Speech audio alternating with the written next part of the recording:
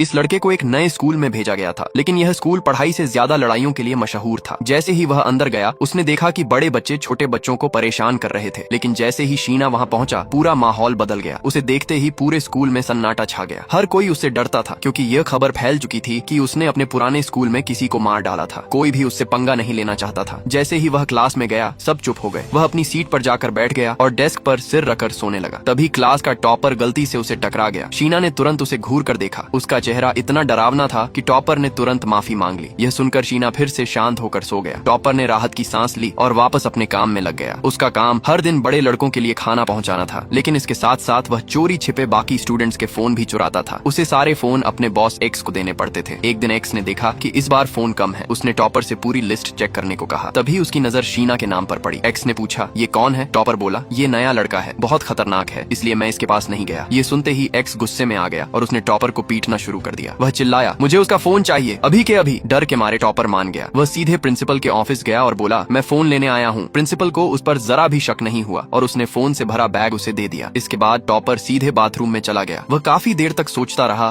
कि क्या सच में शीना का फोन चुराना सही होगा, लेकिन आखिर में उसने वही किया। स्कूल खत्म होने के बाद वह क्लास में वापस गया और सभी स्टूडेंट्स को उनके फोन लौटाने लगा। लेकिन जब शीना अपना फोन लेने आया तो फोन गायब था। शीना ने पूछा, मेरा फोन कहाँ है? टॉपर बोला, बैग में ही होगा। शीना ने कहा, इसमें नहीं है। टॉपर अनजान बनने लगा और बोला, मैं तो बस प्रिंसिपल के ऑफिस से सारे फोन लेकर आया हूँ। तभी शीना की नजर टॉपर के सूजे हुए मुंह पर पड़ी। उसी पल उसे समझ आ गया कि असली मामला क्या है। शीना बिना कुछ बोले क्लास से बाहर निकल गया, लेकिन तभी टॉपर घबराने लगा। वह दौड़कर शीना के पीछे गया और बोला, तुम्हारे फोन के लिए सॉरी, अगर चाहो तो मैं तुम्हें नया फोन दिला दूंगा। लेकिन शीना ने सिर्फ इतना कहा, मुझे पहले ही पता चल गया था कि क्या हुआ है। इतना कहकर वह वहाँ से चला गया। ये सुनते ही टॉपर को अपनी गलती पर बहुत पछतावा होने लगा। अगले दिन जब शीना स्कूल पहुंचा तो उसने देखा कि एक्स टॉपर को बुरी तरह परेशान कर रहा था। ये देखकर शीना को अपने पुराने दिन याद आ गए, जब उसे भी इसी तरह सताया जाता था, और तभी उसके अंदर कुछ टूट गया।